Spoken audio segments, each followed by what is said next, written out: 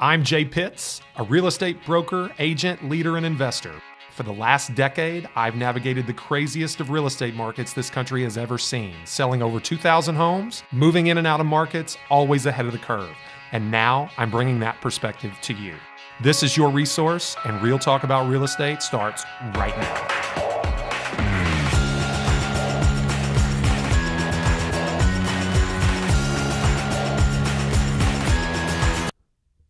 And we're back, folks. Welcome back to another episode of Resource, Real Talk About Louisville Real Estate. I'm your host, Jay Pitts, broker owner at RE/MAX Premier Properties, leader of JT Pitts and Associates, recently named, currently through May of this year, the number 20 overall real estate team in the RE/MAX system.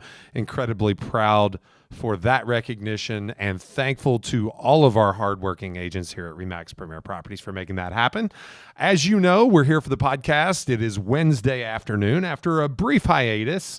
Had a few things going on this summer, a little travel, a little vacation, both for Patrick and I, but we're back in the saddle today. As a reminder, you can find us on all the socials. Anywhere you social, you can find us for the most part. Specific attention to be paid to at JPitts Realtor on Instagram. We're posting our quick hits series. Don't exactly call it that anymore, at least in the feed, but good 30-second, one question answer videos that we want you to be able to take a lot of information from as it pertains to residential real estate and the game in general. You can also find us on TikTok at J_Pitts. Would love your attention there, your following, that we have goals, we have things that we'd like to achieve with respect to reach. Obviously, you could be watching us live on YouTube right now, youtube.com/JPittsRealtor. We'll come back to all of that later, but make sure you don't forget about us on the podcasting channels, both Spotify and Apple iTunes. 5-star reviews are always appreciated. Okay, now, without further ado, let's get to today's topic. And as you know, I'm always excited about today's topic. Why would I be on the microphone having a 30-minute conversation with myself if I wasn't excited about what I was bringing to you? Here we stand, June 22nd, 2022. June 22nd of 2022, nearing the end of, the spring. I guess today is actually, I think, the first day of summer. So we're in the full swing of busy real estate season. Full swing. And let's just say that the year of 2022 has been eventful. If you follow the news, if you watch the financial markets, if you keep an eye on politics, on the economy, we have not been without a curveball or two, sent out to us throughout this year. I was a baseball player growing up, played in college, as many of our listeners know that know me personally, and I will tell you that, the recipe for success at the plate in the game of baseball is always look fastball and adjust for the curve or adjust for the off speed, the slider, the changeup, what have you. We've had to adjust numerous times this year already. As I sit here, the Dow Jones Industrial Average, sits at 30,586. In the month of June, that is down from 33,173 at peak, a roughly 10% correction in the last 22 days. If we zoom out even further, the 6-month dive is from 36,800, roughly a 20% correction. So $6,000 correction on a $30,000 valuation is a 20% correction. We have officially crossed into bear market territory. Year to date, 20% correction. The price of Bitcoin, if you follow the crypto markets, is down to 20,000. At an all-time peak of 68, but a yearly peak of 47. That's less than a 50. That's more than a 50% decrease in price. I mean, NASDAQ stocks have been crushed. The tech sector is really, really feeling, this monetary policy tightening that has been required by 8%, north of 8% inflation quarter over quarter. So all of this to say, some of you don't come here for intense financial analysis. All I'm saying is I'm giving you examples on why it's not just housing that's been thrown a lot of curveballs. Obviously, the elephant in the room is the increase in interest rates. If you go back 1 year, interest rates had bottomed at, 2.8% on a 30-year fixed rate mortgage. Currently, Freddie Mac has that rate at 5.8% on a 30-year fixed rate mortgage. That's a 3% increase on the rate itself from 2.8 to 5.8. Okay, that is a more than doubling of what interest rates are. 100% increase. Naturally, that takes some of the air out of the balloon when it comes to affordability. Naturally, it takes some demand off the table. One thing we have not had a short supply of is buyers over the last couple of years. Buyers want to buy. Buyers want to buy, just not enough sellers have wanted to sell. So we're turning the dynamic on its head, but that's not what I'm here to talk to you about today. I'm here to talk about you. What you can control and what you can't. You don't need to be watching your cable news of choice, whether you're in the 50% on one side or the 50% on the other. You don't need to have the right politics to be successful in today's real estate market. That's not what I'm asking of you. What I'm asking of you is to understand, to say the serenity prayer, if you will. Give me the peace of understanding that there are things I can't control. I'm going to butcher this quote. It's not going to be the exact right thing, but the gist of it is understand that there are things that you can control. Endeavor only to control those things and have the wisdom to know the difference between the two. You can't control the global economy. You cannot control the Dow Jones Industrial Average. You can't control the price of Bitcoin. You can't control the amount of buyer demand or the amount of new construction supply or the amount of sellers who find it valuable to bring their home to market. You can't control those things. You can simply control your daily activities, the things you need to do to win, relatively speaking, in today's market, and your preparation and skill level that you bring to the market. So here's a reality that we have had to understand and grow accustomed to. Over the last 3 years, buyer skills have taken precedence over listing skills. That's representing buyers versus representing. Of course, everyone wants to represent sellers. The best agents represent more sellers than the worst agents.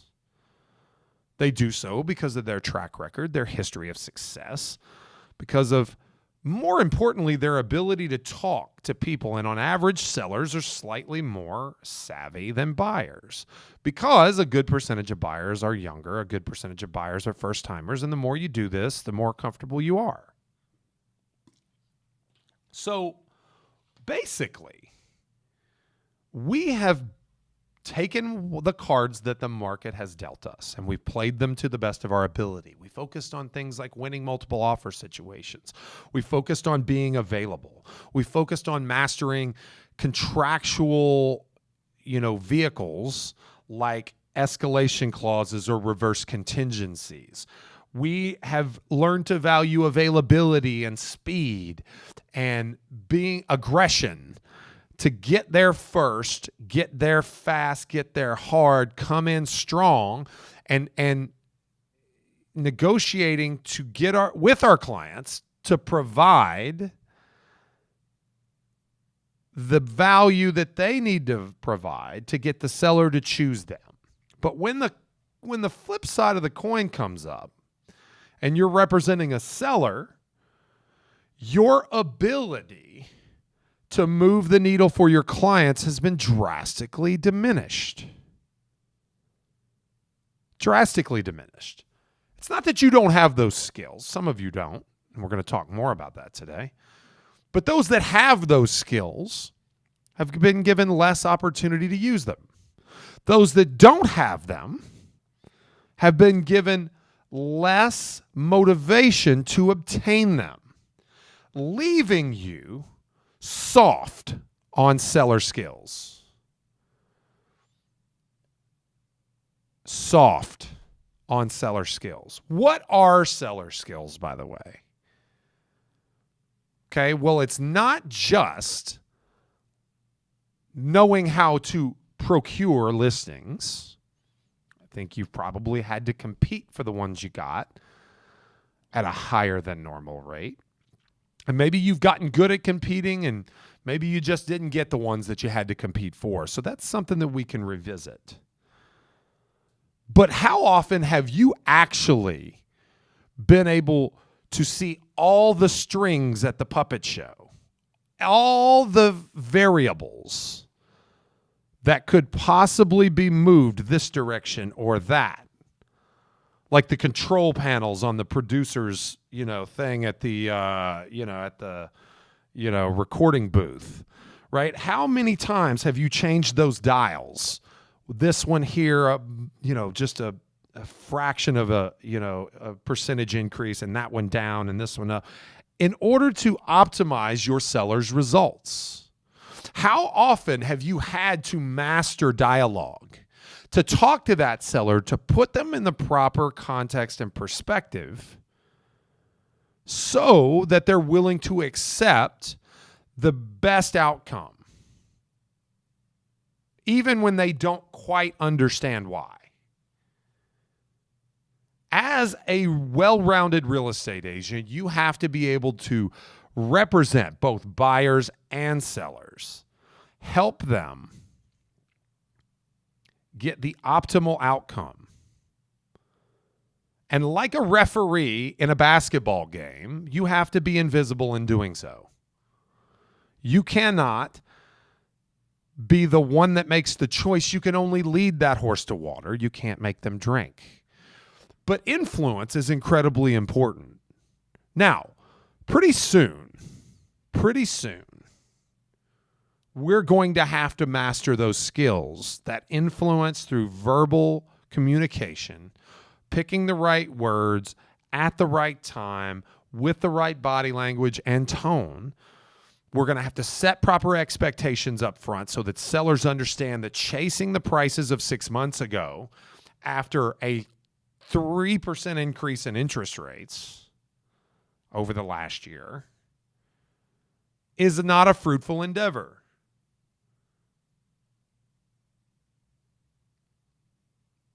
Yesterday's skills produce yesterday's results. We need today's skills. And that requires us to focus our energy and attention on things that will produce results in this changing market. You're going to have to understand how to get price reductions. You're going to have to understand how to run open houses. You're going to have to understand how to comp tight market analysis. Not the expectation that every 3 months we get a 5% increase in price. That assumption is futile now.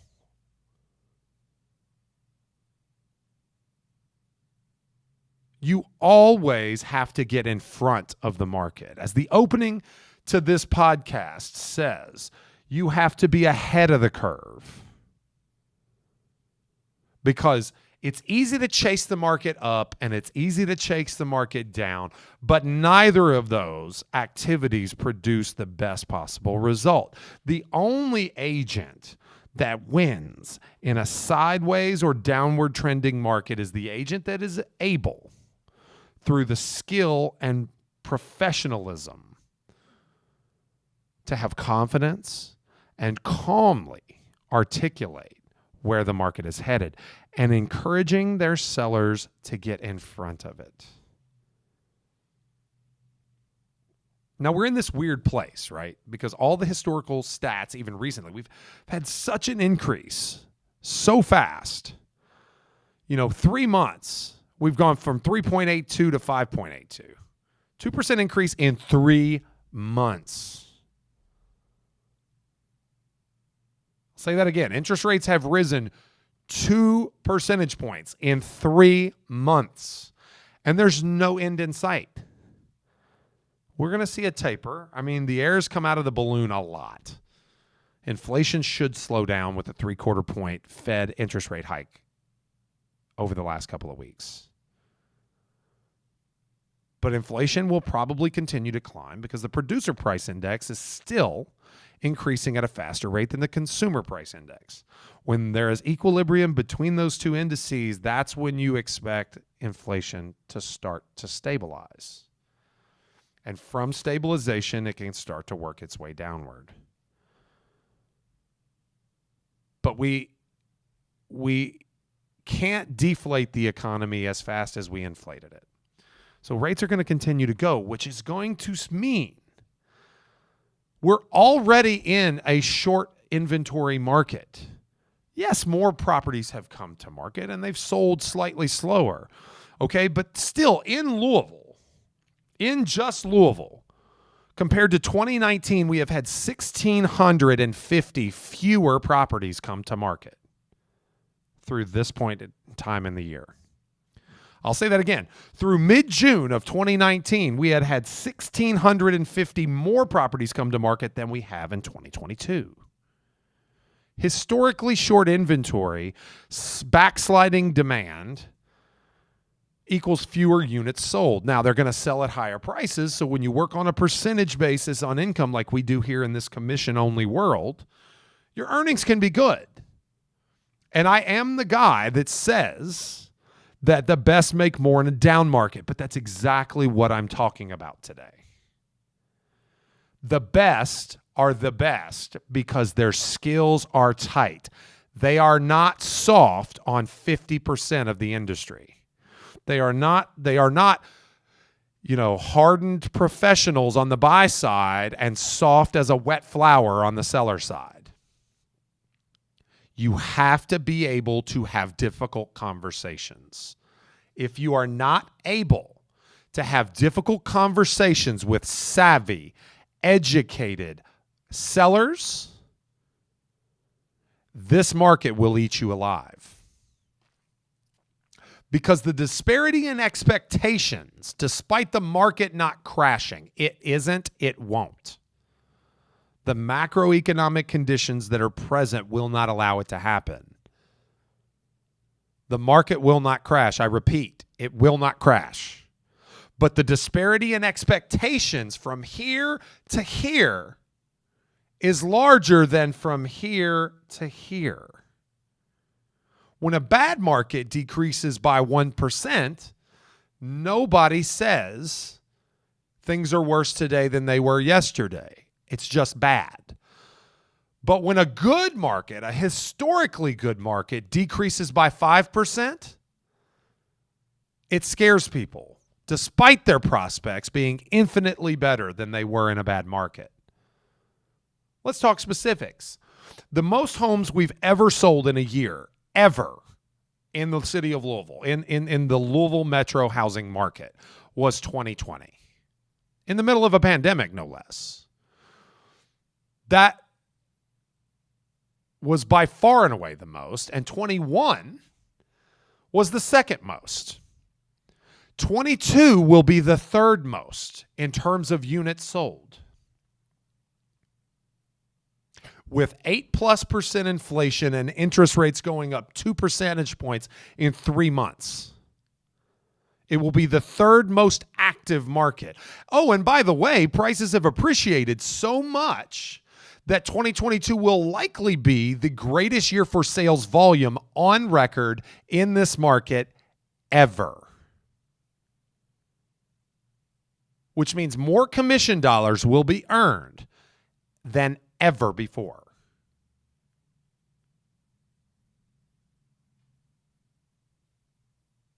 The market will not crash, but it will pick winners and losers. and the skills necessary to be a winner are different than what it took to be a winner the last 2 years. You have to know how to analyze the market and the activity that you're getting on your listing, how to have some feeling of the inertia, and then back it up with statistical data that is available to all of you through the multiple listing service. You don't need this special data source. It's all right there in the MLS. It's not mostly about having the data. It's how you analyze it. Taking the feeling you have as a professional and then attributing trends to the statistics that you're able to readily access, and then presenting those to your seller in a cohesive way, in a confident way, being proactive. Do you know that you're infinitely more likely to get a price reduction when you call the seller first to talk about why the home isn't selling? I know you all avoid those conversations because houses have sold for $20,000 over list price, in 1 day or less under 15 offers for the last 3 years straight. And you're afraid that the seller is going to attribute the difference that they deep down know is the market to you as an agent, because nobody wants to take their own medicine. It starts in the very beginning.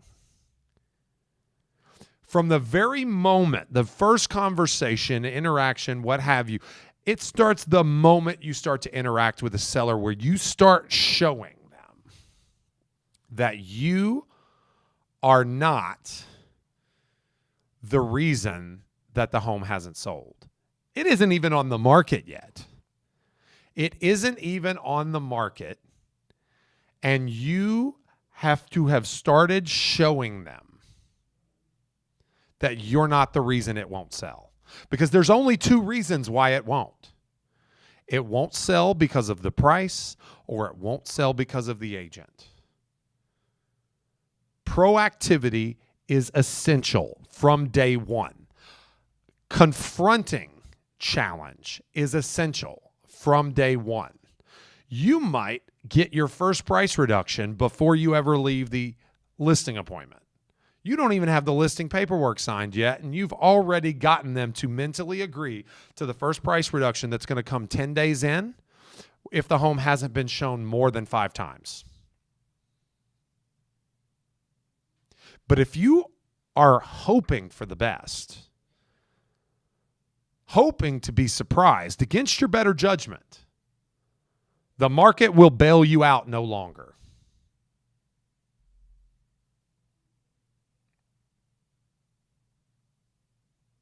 It's time that we start taking responsibility for the difference between just getting a home sold and getting it sold for the best possible price.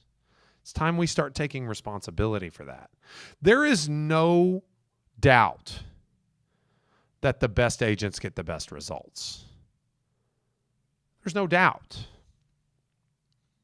And there's also no doubt that you were forced to place emphasis on the buyer side of the equation versus the seller side over the last couple of years. Listing agents, we stood back, we collected leads, we took listings, and we tried to negotiate the best possible terms by doing the same thing I'm telling you to do right now. We took every penny off the table we could for our seller. Every single penny.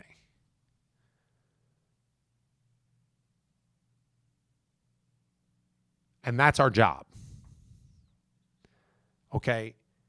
It wasn't that hard to make a living in real estate the last couple of years. Didn't say it wasn't frustrating, but it wasn't that hard. If you've ever sold something other than real estate and now you sell real estate, you know what I'm talking about. We have it tailor-made, folks. We have the thing that everyone wants, everyone aspires to, everyone wants to look at, everyone wants to casually discuss. We have a vast pool of personal relationships to draw from.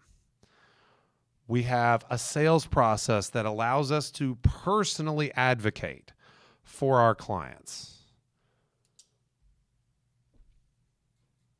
It's a very personal transaction, which breeds intense emotional attachment. The only accountability that we have is on the listing side. If the market doesn't yield a property for our buyer to purchase, it's not our fault. It's the market's fault. Which illustrates that with that accountability, if the listing doesn't sell, it's the listing agent's fault in the consumer's eyes, unless you convince them otherwise. And you signed on for that price that failed, so you've got some culpability too. Even if you convince them that it's not the agent, it's not you, it's the price. Well, you signed up for it. You signed up for this. This is a mutually, exclusive relationship. You both walked in with eyes wide open. If you didn't set that expectation of what's going to happen next, well, that's on you. And you're destined to lose. It's good to be the first love, the second spouse, and the third realtor. Because the first two realtors took the bullets for you to help you get the price where it needed to be. They showed the seller what success doesn't look like.